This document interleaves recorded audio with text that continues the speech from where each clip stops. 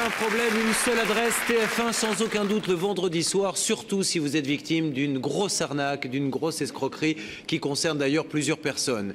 Vous allez en avoir l'exemple dans quelques instants. Notez une nouvelle fois l'adresse de votre émission, elle apparaît sur votre écran, le téléphone 0826 107 109, le net tf1.fr, rubrique sans aucun doute. C'est un problème d'assurance que nous allons voir maintenant, qui a plongé des gens dans la misère la plus profonde, puisqu'ils vous le diront tout à l'heure, ils se retrouvent sans un centime au moment de leur retraite. Comment cela s'est-il passé? Je vais mettre tout ceci au conditionnel, car il y a une instruction, c'est donc la justice qui nous dira si les faits sont avérés ou pas, mais un homme travaillant pour deux grandes compagnies d'assurance se serait servi donc de la notoriété de ces assurances et de son travail pour aller démarcher des gens, faire signer des contrats, et il aurait encaissé sur son propre compte personnel tout cet argent. Il y en a pour des millions d'euros. On recenserait, je crois, près de 400 victimes. Imaginez un petit peu la somme d'argent qui a pu transiter par le compte de cet homme si les faits s'avèrent être exacts. Mais en tout cas, nous allons accueillir sur ce plateau des gens que nous avons décidé d'aider. Ils sont ruinés. Les voici. Francis Martin, Eugène et Lydia Curatelet ont perdu toutes leurs économies en accordant leur confiance à un conseiller financier travaillant pour des grandes compagnies d'assurance. Totalement ruinés, ils voudraient qu'on leur rende leur argent. Lydia, Eugène, Francis, soyez les bienvenus sur le plateau de Sans aucun doute dans des moments difficiles, car aujourd'hui vous êtes ruinés ou presque à cause d'un homme qui travaillait dans une assurance, qui vous a escroqué lors de placements qu'il vous a fait faire. Cet homme a ensuite changé d'assurance et dans la nouvelle assurance, il a recommencé à faire ces manœuvres. Quel est aujourd'hui votre préjudice? Combien vous a-t-il pris? Combien vous doit-on? 145 000 euros. 145 000 euros. Et pour vivre tous les jours, vous arrivez à vous en sortir? Non. Écoutez, comment faites-vous? On va au Resto du Cœur. Vous allez au Resto du Cœur? Pour survivre. Oui, on n'a que 3 000 francs. Pour avoir fait confiance à cet homme? Oui. Alors, regardez attentivement ce reportage d'Emmanuel Lafortune. Nous allons bien sûr essayer d'aider ces gens ensuite en donnant quelques coups de fil. Ce qui est important à comprendre, c'est que cet homme était salarié, et ça change tout, absolument tout, de l'assurance. Ce n'était pas un indépendant où l'on pourrait nous dire non, nous ne sommes pas responsables des franchisés, etc., ce que l'on entend souvent. C'était un salarié. Dans les deux cas, dans les deux assurances, voilà comment cet homme a escroqué pendant des années. Et aujourd'hui, évidemment, quand on demande aux assurances des comptes, eh bien, elles ne font rien. Le reportage Emmanuel Lafortune, les coups de fil suivront. Il m'a escroqué de 270 000 francs. J'ai été escroqué de 700 000 francs. Nous nous sommes fait escroquer de 145 000 euros. Moi, j'ai perdu 300 000 francs, sans les intérêts. Et moi, avec toutes mes relations familiales, nous avons perdu environ 1 million de francs. Moi, j'ai été escroqué de 330 000 francs. Ils sont plusieurs centaines de victimes. On parle de plus de 400 personnes. Moi, je dirais on n'a plus de vie. Il nous a volé notre vie. Je sais plus quoi faire, je sais plus. C'est un escroc. Un gros escroc. Qui c'est les cons là-dedans? C'est nous, les honnêtes. J'espère bien qu'il va finir, qu'on va le mettre hors d'état de nuire et qu'on va le mettre pour un moment derrière les barreaux. Mars 2003, le scandale sort dans la presse. Un conseiller financier aurait escroqué ses clients et encaissé l'argent des contrats sur son propre compte. Pour certains, ce sont leurs économies qui s'envolent, pour d'autres, c'est toute leur vie. Le lundi et le vendredi matin, Lydia et Eugène se rendent au Resto du Cœur. Ils vont chercher de quoi manger pour la semaine. On ne pourrait pas vivre sans venir ici, on ne pourrait pas manger tous les jours. Ce serait trop dur, non, on ne pourrait pas tenir. Et avant, on vivait comme normalement. Si je voulais un beefsteak ou n'importe quoi, ben, je pouvais me le payer. Ce soir, maintenant, on mange une soupe de lentilles ou machin, avec deux bols de soupe de lentilles. Ma foi, le soir, on a aussi mangé. Le temps des beefsteaks, c'était avant qu'ils ne rencontrent ce conseiller financier. À cette époque, ils vivaient bien, mais ils ont fait confiance à un homme. Ils lui ont donné toutes leurs économies. Aujourd'hui, ils n'ont plus rien, même pas de quoi subvenir à leurs besoins. Il veut plus vivre, il veut plus. C'est la vérité ou pas?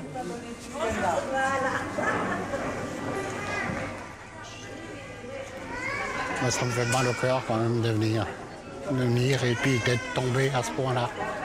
Parce que bon, plus ou moins, j'avais quand même une certaine fierté. Toute leur vie, les Curatelet ont économisé franc après franc. Ils voulaient être tranquilles le jour de leur retraite. En 1995, il rencontre par hasard un conseiller financier.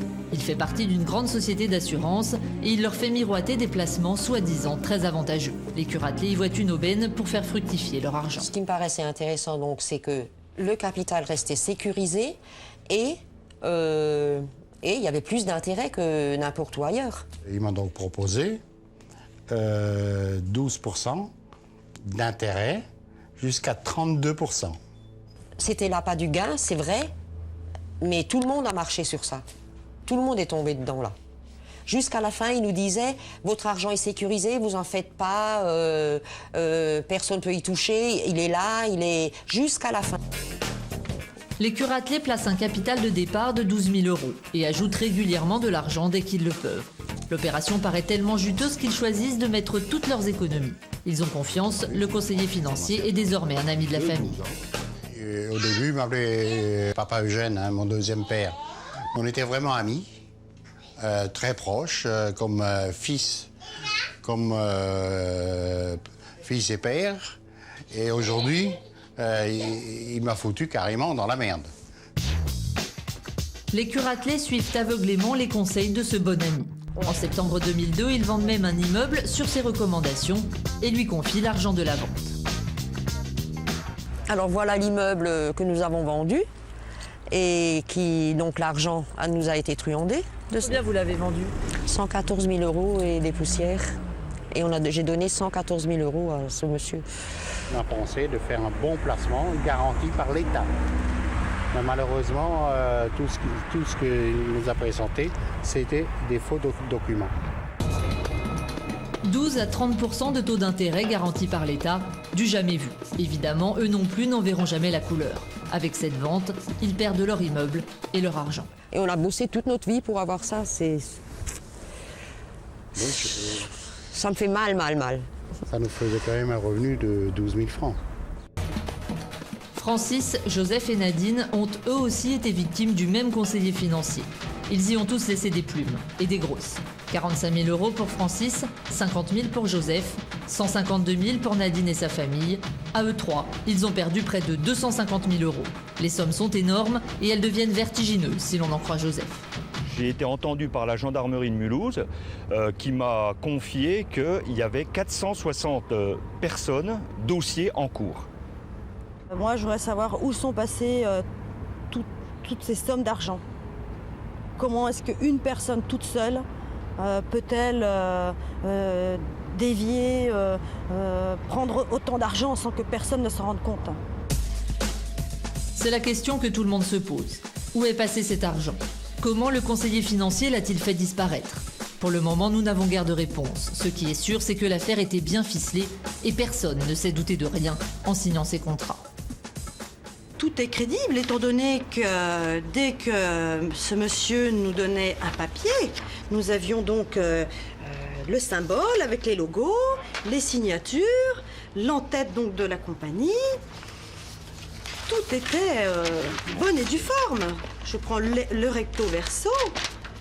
Pour moi, il n'y a rien de faux.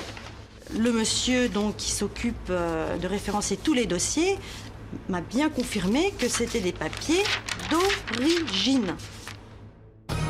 Pour la plupart, les contrats sont effectivement véridiques, avec le nom du souscripteur, la somme bien sûr, et le logo de la société.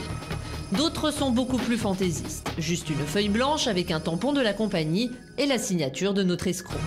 Mais ces contrats vrais ou faux ne sont quasiment jamais communiqués à la compagnie d'assurance, le conseiller omettant de transmettre contrats et argent.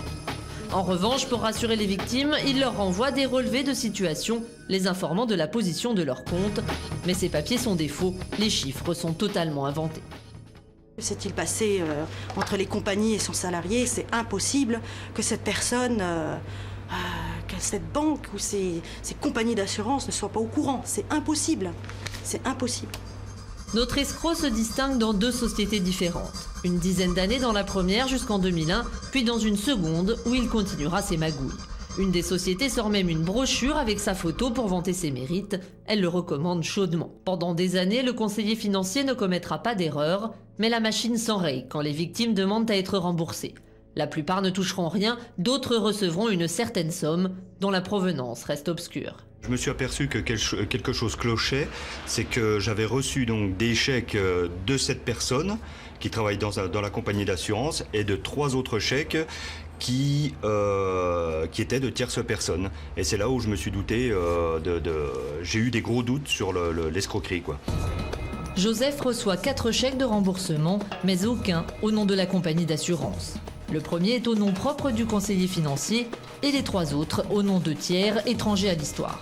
Alors tout porte à croire que le conseiller remboursait Paul avec l'argent de Pierre.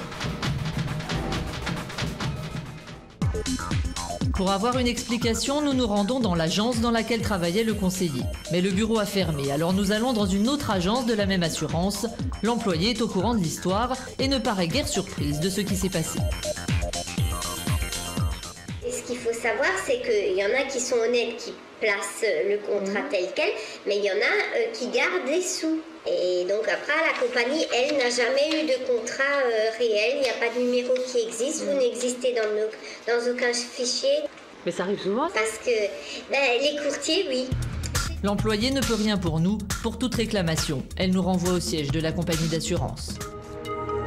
Marcel Drexler est un ami d'enfance d'Eugène. C'est par son intermédiaire qu'il a connu le conseiller financier. Lui aussi a tout perdu, environ 106 000 €. Il y a longtemps que je voulais de demander, est-ce que tu m'en veux parce que je t'ai fait connaître finalement, ça me... Tu croyais bien faire? Oui, j'ai cru bien faire, naturellement. De toute façon. Aujourd'hui, Eugène regrette de lui avoir fait profiter de ce qu'il croyait être une bonne aubaine. Oui, je me sens un petit peu coupable quand même, parce qu'il a perdu ses sous, par rapport à moi, comme beaucoup d'autres gens, que j'ai un autre ami aussi, que sa maman a tout perdu. D'après nos informations, le courtier aurait promis une commission alléchante de 10% à ceux de ses clients qui lui en ramèneraient d'autres.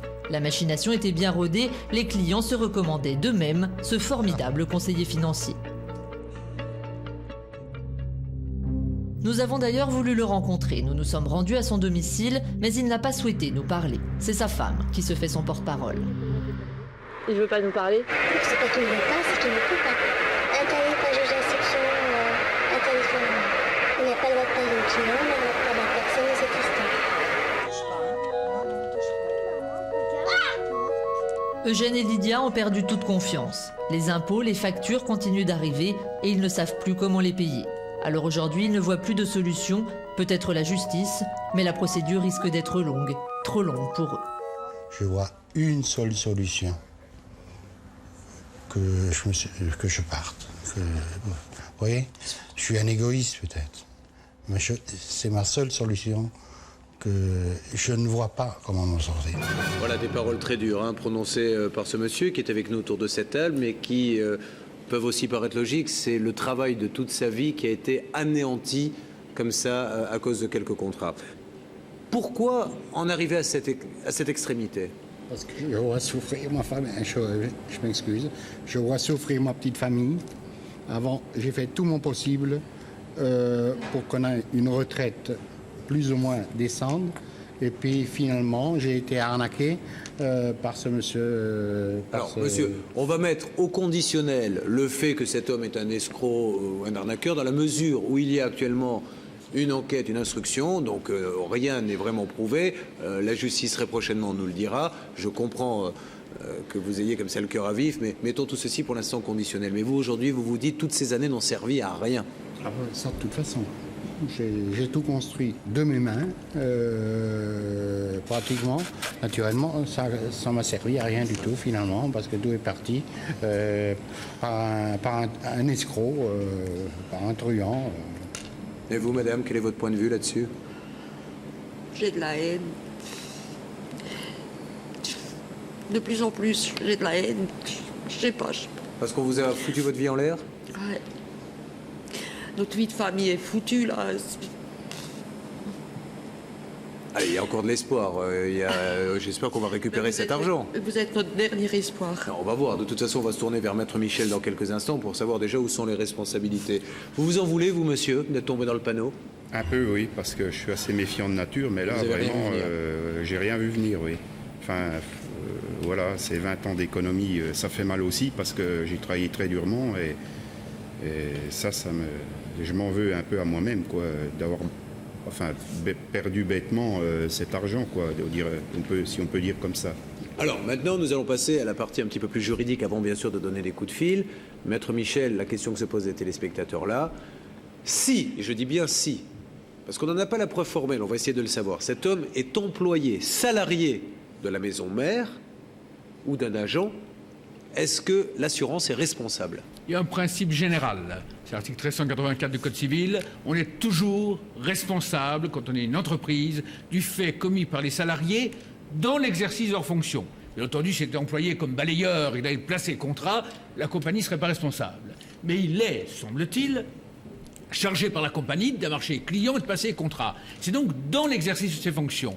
Et la plus haute juridiction, la Cour de cassation, a jugé il y a une vingtaine d'années maintenant, exactement dans le même cas, dans le cas d'un inspecteur d'assurance qui profitait de sa visite chez les clients pour faire souscrire des contrats bidons et encaisser de l'argent, la Cour de cassation a jugé que la compagnie d'assurance était responsable. C'est l'article 1384, même s'il abuse des fonctions, et c'est le cas, la compagnie n'est pas complice, même s'il abuse des fonctions, il l'est dans ses fonctions, ils sont responsables. Parce qu'on part du principe que la compagnie aurait pu exercer un contrôle sur les activités de ce monsieur. Ça va même plus loin, même si vous n'avez pas exercé de contrôle. C'est pas au client de vérifier que le salarié fait bien son travail. Qu'est-ce que vous attendez aujourd'hui, madame et monsieur, de cette émission sans aucun doute? Parce que c'est pas facile de venir à la télévision raconter ces choses-là. Je sais. On nous puis rend je notre argent et qu'on ait une vie décente de nouveau. Voilà, et puis que justice soit faite. Monsieur, moi, ce que j'attends, c'est bien sûr récupérer mon capital, éventuellement quelques intérêts. Voilà. Bien sûr. Eh bien, nous allons commencer par donner quelques coups de fil. Je vous propose de démarrer, si vous le voulez bien, par la première assurance. Nous allons essayer d'appeler un responsable. Je demande à la régie de bien vouloir faire le numéro.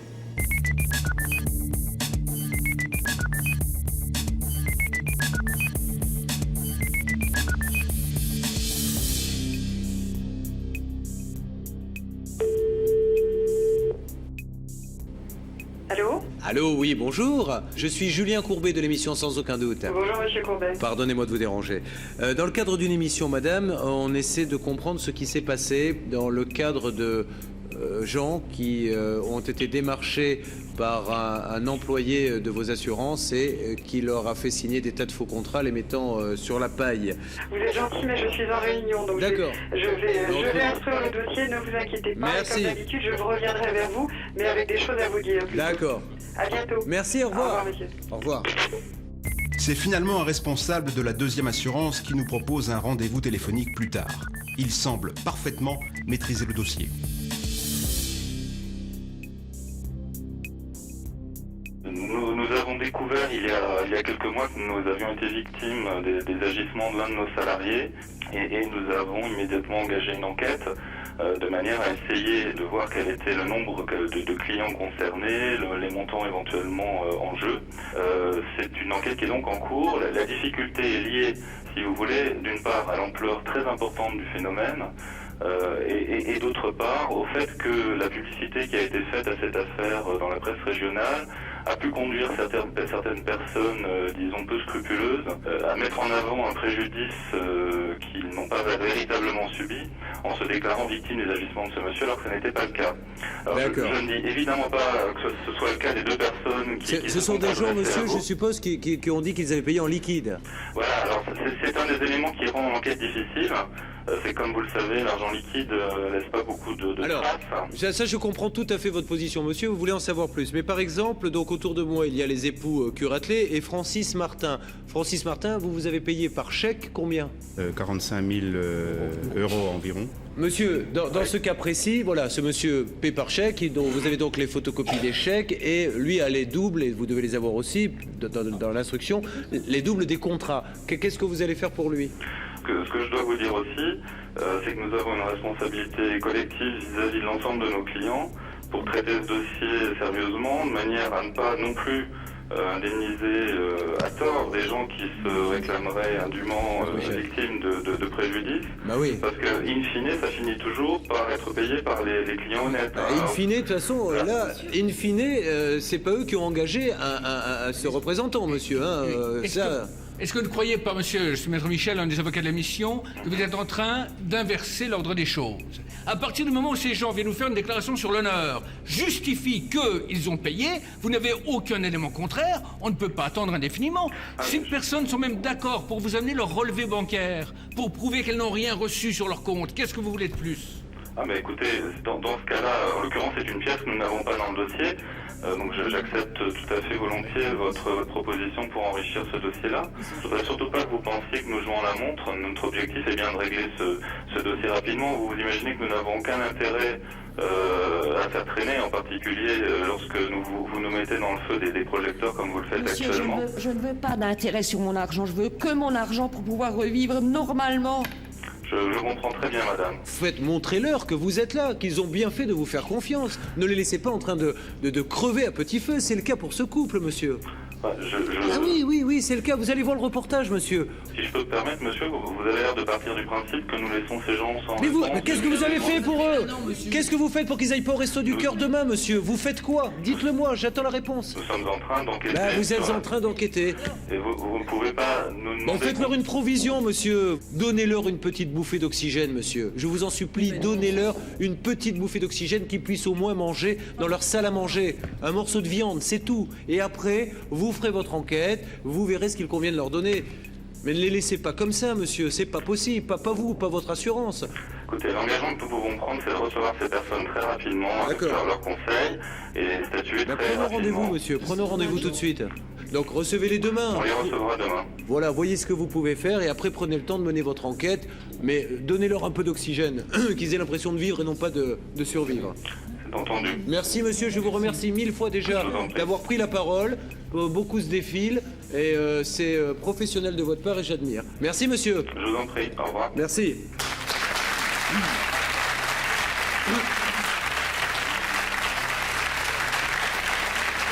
Bon. Nous allons maintenant faire la même démarche auprès de la deuxième assurance, puisque ce couple, vous l'avez compris, a été abusé donc par une première assurance. L'employé a changé d'assurance et est revenu, parce qu'il a du culot, cet homme, présenter des nouveaux faux produits pour la deuxième assurance. La régie fait maintenant le numéro. Au téléphone, nous entrons en contact avec la personne chargée du dossier, au sein de la deuxième assurance. Pour les époux Curatelet, l'enjeu est de taille, plus de 130 000 €. Les documents qui nous ont été transmis par les personnes qui vous ont contactés indiquent clairement dans le document de souscription que le versement par chèque, et c'est écrit en gras au-dessus de la signature, les versements par chèque ne sont possibles dans tous les cas qu'à l'ordre exclusif de l'assureur. Donc là, il y a, je dirais, de la part des personnes qui établissent le chèque... C'est de l'escroquerie, monsieur. C'est lui qui est un escroc. Évidemment.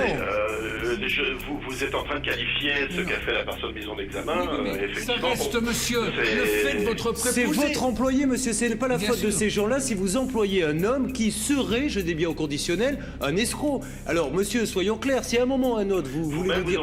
On va pas parler 2 heures. Si vous ne comptez pas faire quelque chose, dites-le. Vous employez le conditionnel montre bien qu'il n'y a pas de certitude absolue. La seule certitude, monsieur, c'est qu'il était votre employé. Ça, vous ne pouvez pas le dire. C'est la seule certitude. Et il y a une autre certitude, c'est qu'ils ont payé pour un contrat chez vous, que ce monsieur a souscrit en votre nom, qu'il a reçu le chèque en votre nom, le reste ne les regarde pas et vous êtes tenu de les rembourser. Écoutez, je pense pas qu'on puisse traiter au téléphone. Non, mais monsieur, je voudrais simplement vous dire quelque chose, monsieur. Ce soir, vous et moi, on aura un point commun. On va manger chez nous un bon repas. La différence entre vous, moi et ces personnes-là, c'est que ce soir, elles vont être au Resto du Cœur, elles vont manger une soupe, monsieur. Pour avoir accepté de recevoir un employé de votre assurance à domicile, pour avoir signé un contrat et pour s'être fait voler près de 100 000 €. C'est la simple différence qu'il y a entre eux et nous deux, monsieur. Qu'est-ce que vous leur dites de concret aujourd'hui? Ils sont là tous les deux, ils vous écoutent. Ce que je peux dire sur les choses concrètes, c'est que les personnes qui vous ont saisi ont également saisi un avocat. Que cet avocat est en relation avec le nôtre depuis plusieurs mois et que effectivement ces demandes ne sont pas venues. Je suis heureux de vous entendre dire que ça fait plusieurs mois que ça dure, monsieur. Oui, mais l'avocat lui-même qu'a choisi les personnes qui vous ont contacté n'a pas fait davantage diligence. Donc aujourd'hui, s'il y a une mesure d'urgence envisagée... C'est une honte d'entendre ça, monsieur. Alors là, j'espère vraiment que vous avez conscience de ce que vous êtes en train de dire, quoi. Regardez le reportage et regardez dans les conditions où ils vivent, monsieur. Je vais vous passer cette dame qui est en train de pleurer à mes côtés. Parlez-lui, monsieur, expliquez-lui, parce que je crois qu'il comprend comprend pas bien que votre avocat est trop lent. Dites-lui, madame. Écoutez, je ne souhaite pas aller plus loin sur ce point. Ce que je peux C'est dire, honteux, que- monsieur. Non, attendez, Si, c'est laissez-moi, honteux. si vous voulez bien, vous me laissez m'exprimer. Alors Puis parlez après, concret, monsieur. Que faites-vous pour ces gens-là? Arrêtez de dire l'avocat, on s'en moque. On a des gens qui vous vous êtes plantés, ça peut arriver sur cet homme-là. Vous n'êtes pas le seul. Une autre assurance a fait la même chose. Donc qu'est-ce que vous faites de concret, monsieur? Est-ce que vous donnez une provision? Est-ce que vous leur donnez rendez-vous demain pour qu'ils vous apportent les deux pièces qui vous manquent? Mais on n'arrive pas à savoir celles qui vous manquent. Donc on a du Bien. mal à avancer. Alors, nous sommes effectivement disposés à recevoir ces personnes. Le plus simple, c'est qu'effectivement, on prenne un rendez-vous tout de suite après que nous aurons terminé cette conversation. C'est le premier aspect.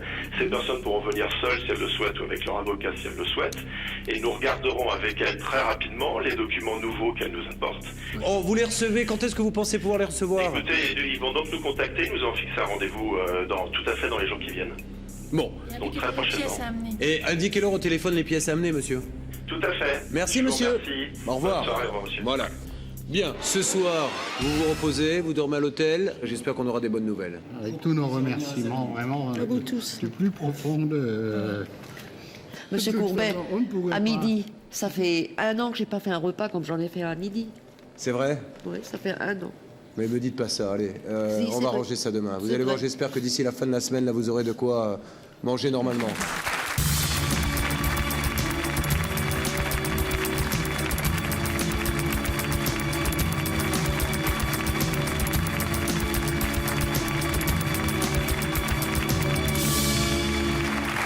Lydiane et Eugène, donc merci de revenir sur le plateau de Sans Aucun Doute. Je précise également pour nos téléspectateurs qu'ils ne voient pas donc Francis Martin, puisque plusieurs jours se sont passés. Francis est chauffeur routier, il ne pouvait pas se libérer, mais s'il y a du nouveau au cours de cette émission, nous le préviendrons. Donc, qu'est-ce qu'on vous a dit à ce rendez-vous? Ils nous ont dit que c'est eux les victimes, que rien. On vous a dit c'est nous les victimes? Ouais, c'est eux les victimes. Finalement, c'est eux les victimes. C'est eux les hein. victimes. Comme prévu, nous rappelons la première assurance. En jeu pour M. Martin, 45 000 euros. Quant aux époux Curatelet, ils espèrent le remboursement de 12 000 euros. En ce qui concerne Monsieur Martin, nous avons accéléré à votre demande le traitement de son dossier et aujourd'hui nous sommes heureux de pouvoir dire que nous sommes convaincus que ce monsieur a effectivement été abusé par les agissements de notre salarié. Alors, pour Monsieur Martin, apparemment, les pièces qu'il vous a fournies sont bonnes et donc vous pensez que ça va rentrer dans l'ordre pour lui? Voilà, alors nous avons rencontré Monsieur Martin, nous nous sommes mis d'accord avec lui sur les termes de l'indemnisation de son préjudice et nous le rencontrons le samedi 28 février à son domicile afin de régler définitivement l'affaire, c'est-à-dire signer un protocole d'indemnisation et lui remettre un chèque. Parfait. En ce qui concerne maintenant donc les époux qui sont à côté de moi et vous connaissez cette situation, je suppose que vous avez été sensible, qu'est-ce qu'on peut leur dire? Tout à fait. Ce qui est nouveau, c'est qu'ils nous ont transmis en toute fin de semaine dernière des éléments nouveaux que nous n'avions pas jusque-là dans notre dossier. Et nous avons besoin maintenant de quelques jours supplémentaires pour regarder ces pièces, pour coordonner l'action de nos services de gestion, nos services juridiques, de manière à prendre une position définitive sur ce dossier. Mais si ces pièces sont bonnes, monsieur, Si ces qu'est-ce qui va pièces se sont passer? bonnes, nous ferons très vite à monsieur et madame Curatelet, comme nous l'avons fait pour monsieur Martin, une proposition d'indemnisation. D'accord, Madame Curatelet. Elle est en larmes, monsieur, hein, parce que c'est l'émotion, c'est le choc, c'est tout ce qu'elle a vécu. Je comprends très bien et je ne sous-estime pas du tout l'état de détresse dans lequel se trouve cette personne. Je voudrais le lui dire très très sincèrement. Moi, je crois qu'elle a envie surtout de vous remercier parce que, vous savez, pour elle, c'est important d'entendre quelqu'un et je pense que vous pouvez aujourd'hui, et votre assurance en tout cas peut être fière d'avoir quelqu'un qui tient ce genre de discours, mais je pense que madame voulait vous dire peut-être quelques mots. Madame, elle ne peut pas parler. Combien de temps vous pensez, monsieur, qu'il vous faudra pour étudier ce dossier pour que ces gens-là puissent retrouver une vie digne et normale? Écoutez, l'engagement que je peux prendre, c'est que nous donnions une réponse définitive sous 10 jours. Bon, eh bien, je vous remercie 1000 fois, monsieur. Vous ne pouvez pas savoir à quel point on est heureux d'avoir ce genre de dialogue avec des gens comme vous et vous prouvez que votre assurance, eh bien, s'occupe de ses clients. C'est le principal. de tout mon cœur. Merci monsieur, bonne journée. Merci à vous. Au revoir. Voilà, alors, dans quelques instants, nous allons appeler la deuxième assurance. Je voudrais qu'on donne un petit coup de fil quand même à monsieur Martin, qui doit être au courant donc de la bonne nouvelle, mais pour en être certain, la régie fait le numéro.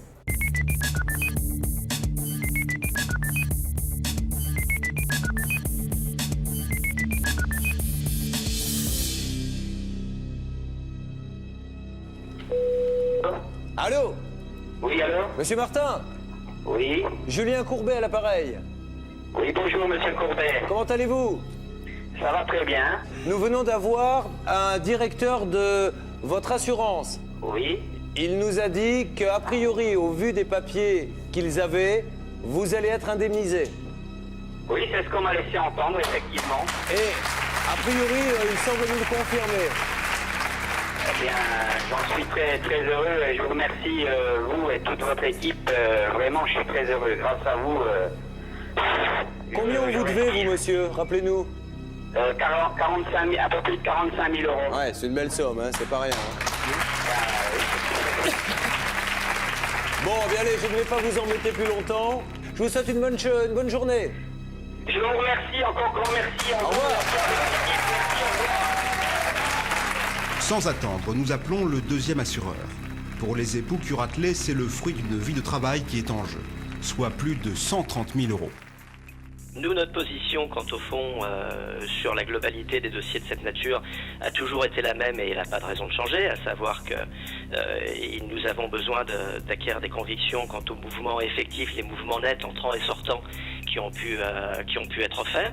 Nous avons besoin de nous assurer aussi que les personnes concernées ont eu le minimum de vigilance qui est nécessaire à ce type d'opération et qu'elles, je dirais, par une distraction, une naïveté ou une bonne foi excessive, qu'elles ne... Monsieur, permettez-moi là d'intervenir, avoir de la vigilance. Si vous voulez qu'on donne comme conseil aux téléspectateurs de ne plus ouvrir la porte à un démarcheur de votre assurance, je peux le faire si vous le souhaitez. Parce que si c'est ça, si en plus il faut que... Non mais monsieur, laissez-moi simplement finir. Si l'assuré doit essayer de savoir si ce n'est pas un escroc, alors qu'il est salarié de votre boîte qui est en train de lui placer un contrat, je veux bien donner ce genre de conseil, mais je suppose qu'on n'en est pas là, monsieur. Non, non, effectivement, c'est pas... Bon, on n'en est pas alors, là. quelle vigilance? Il était bien salarié chez vous, Oui, il a alors. bien sonné chez eux, il aura bien proposé un contrat. Pourquoi voulez-vous qu'ils en doutent? Surtout, permettez-moi, mais vous parlez de légèreté éventuelle de la part des assurés.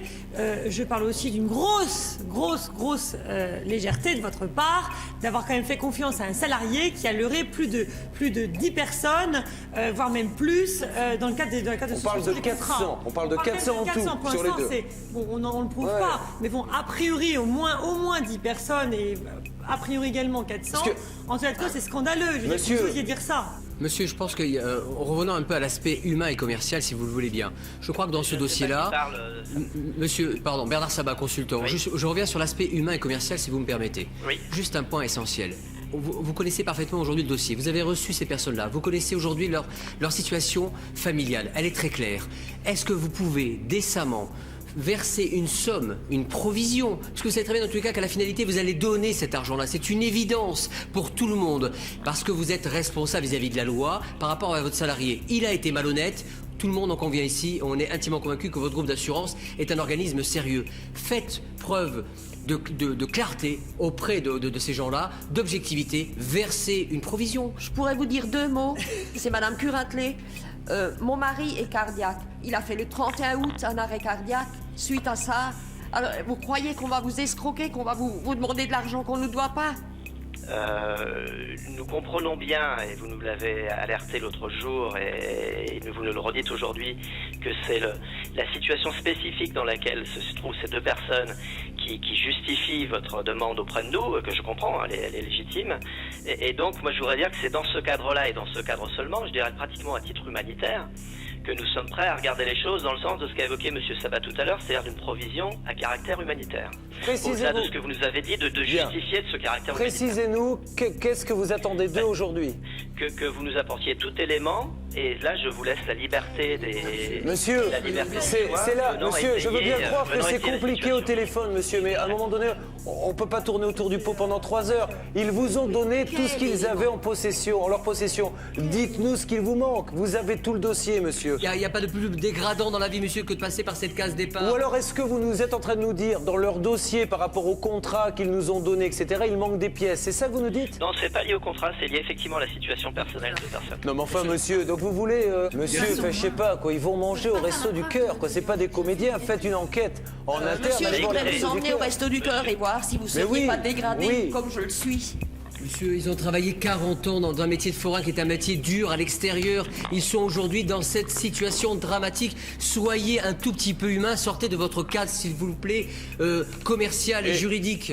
Bon, écoutez, je pense que le plus simple, parce que dans cette affaire, il y a des choses compliquées. Non, c'est pas vrai. Je ne vous laisserai pas dire ça devant les téléspectateurs. Ce n'est pas du tout compliqué. Vous avez les pièces, vous verrez le reportage. Les téléspectateurs ont vu le reportage, ont vu les pièces. Et voilà. Et c'est pas compliqué, monsieur. Que maintenant, sur l'intégralité de la somme, vous disiez, il nous faut un petit peu de temps pour vraiment vérifier. Mais croyez-moi, monsieur, il y a 130 000 € qui sont en jeu. Ça ne vous coûte, enfin, c'est pas que ça vous coûte rien, mais vous savez que de toute façon, il y a au moins 90% de cette somme qui a été versée perçue par ce monsieur. Alors que vous aviez chipotier sur 10%, je veux bien, mais on n'en est pas leur livrer des boîtes de raviolis. On en est plutôt, on a c'est plutôt pas une ça, image Jacques, non plus. de vous, on a plutôt une image du capitaine qui quitte le navire pendant que le bateau est en train de couler. Surtout, encore une fois, que juridiquement, eux ont leurs preuves, vous n'avez aucune preuve contraire. Ils iraient en voilà, ils peuvent vous demander une provision demain matin, ils l'auront. C'est vous qui demandez des preuves, alors que c'était à eux de vous demander des comptes. C'est ça quand même le comble, monsieur.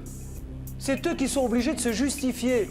Ce que je vous propose, c'est qu'il y ait une nouvelle rencontre dès demain, si possible, ou dès après-demain, si c'est pas possible demain, avec les deux mêmes personnes, et nous regarderons, comme je l'ai dit, le dossier sous l'angle humanitaire, c'est-à-dire en regardant la situation réelle des personnes telle que vous nous l'exprimez. Ça veut dire quoi, humanitaire, s'il vous plaît? Soyons concrets, c'est important. Ça se traduirait par une provision, comme ça a été proposé tout à l'heure. On ne demande pas la charité. Mais monsieur, ok, ils vont venir vous voir demain, c'est très bien, et je vous en remercie. Mais sincèrement, vous allez apprendre quoi de plus demain, quand vous les aurez en face de vous? Il suffit qu'ils nous apportent des éléments tout à fait qui sont à leur disposition et qui justifient leur situation. Mais pourquoi vous l'avez pas fait, ça, monsieur, lors du premier rendez-vous? Vous les aviez sous la main? Parce que le premier rendez-vous, d'abord, je pense pas qu'ils avaient ces éléments sous la main, c'est le premier élément. Ils ne les avaient pas, ces éléments sous la main, ils ne nous les ont pas apportés ce jour-là, c'est le premier élément. Et le deuxième aspect, Personne ne nous les a demandés, mais il faut nous demander ce que vous voulez. On ne sait pas ce qu'on doit vous apporter alors, dites-nous, alors on note, on prend un papier, un stylo, monsieur, parce que qu'ils ne viennent pas pour rien une nouvelle fois. Donnez-moi la liste des pièces qu'ils doivent amener. Je pense que d'abord, cette liste n'est pas, que nous soyons clairs, hein, cette liste n'est pas une liste, comment dire, obligatoire et exhaustive. Tout moyen monsieur, concrètement, qu'est-ce qu'ils amènent demain? Tout document justifiant de prise en charge de services sociaux. Enfin, je veux dire, là vraiment, je ne veux pas être directif. Mais attendez, non, là, il faut vraiment pas exagérer. Monsieur, vous nous dégradez, là. Je suis désolée, vous nous dégradez à fond, là. C'est vous le malhonnête. Oui, c'est vous le malhonnête. Et vous nous accusez.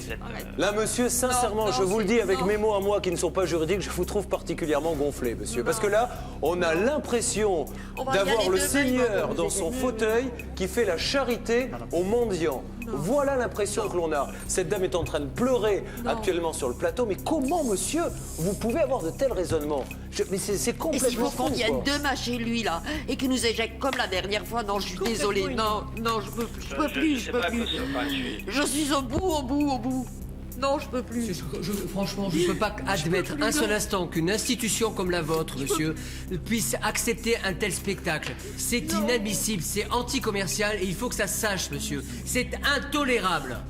Je suis vraiment désolé de la façon pour les choses. Mais moi aussi, mais c'est pas C'est désolé. l'image moi. que vous nous donnez, monsieur, qui dégage de votre entreprise. C'est ça qui est dramatique, monsieur. Mais vous allez vous réécouter quand ça va passer à la télé, J'ai monsieur. proposé que nous rencontrions nouveau demain, je crois que Mais monsieur, vous êtes en train de leur demander quoi? À savoir à quel degré de misère ils sont, c'est ça que vous voulez savoir? Ce qui n'est pas acceptable, monsieur, c'est que vous liez la provision, non pas à leur préjudice, mais à leur situation sociale. Il ne s'agit pas de savoir si la solidarité nationale est obligée de les aider parce qu'ils ont été escroqués, c'est de savoir si vous leur devez de l'argent. Et il faudrait qu'il y ait presque un degré de misère, vous savez, un miséromètre, et vous payez en fonction de la misère des gens. Monsieur Courbet, je vous propose que nous nous rencontrions à nouveau demain.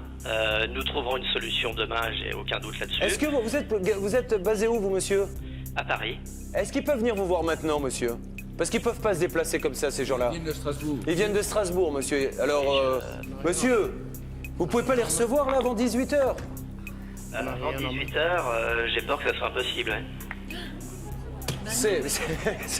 Non, non, mais Vous repoussez les limites de tout, monsieur. Là, j'avoue que vous êtes le record de 10 ans sans aucun doute. Professionnelle. Voilà, excusez-moi, monsieur, il n'y a pas d'autre mot.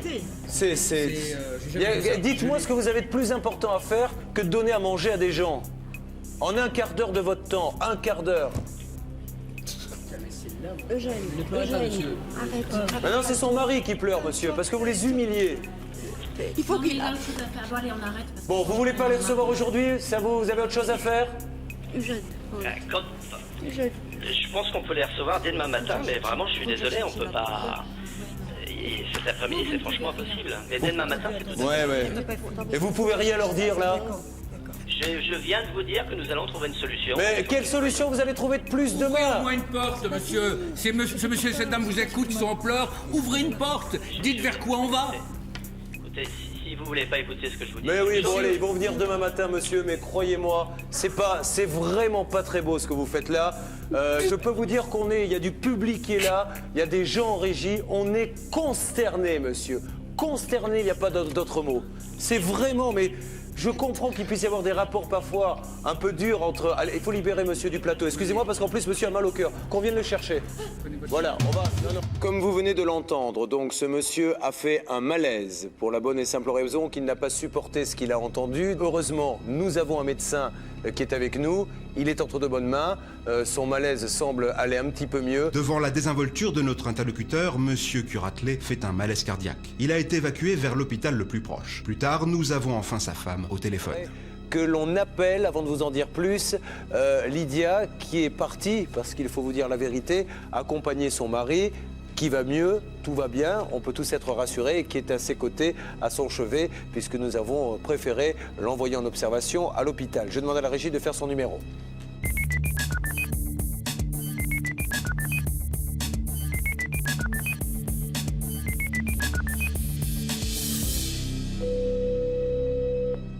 Allô? Lydia? Oui? Oui, c'est Julien Courbet, Lydia. Oui. Alors déjà, je voudrais prendre des nouvelles de votre époux, Lydia. Ben, ça va. Ils lui ont fait une prise de sang, là. Ils pensent que d'ici une demi-heure, ils peuvent nous donner les résultats. Mais il va bien.